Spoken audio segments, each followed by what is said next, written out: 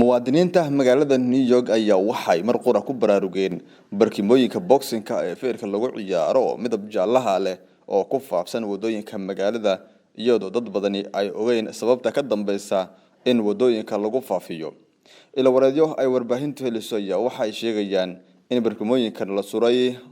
baalayaasha korontada ee wadooyinka New York lagu ifiyo in lagu tilmaamayo inay ka qayb yihiin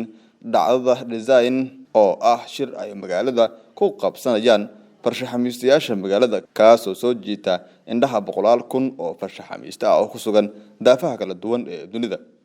barkimooyinkan feerka ee magaalada New York lagu faafiyay ayaa ka dhigan baaq muwaadiniinta loo soo jeedinayo inay ku carab burburaan isla markaana ay niyadjabka iskaga baabiyaan marka ay socdaan wadooyinka magaalada aadna u mashquulka badan. dad badan oo kamid kuwa baraha bulshada ku firfircoon ayaa sawiradooda gaarka soo dhigay barahooda bulshada iyagoo barkimooyinkaasi feeraya isla markaana ay caro wajiyadooda ka muuqato.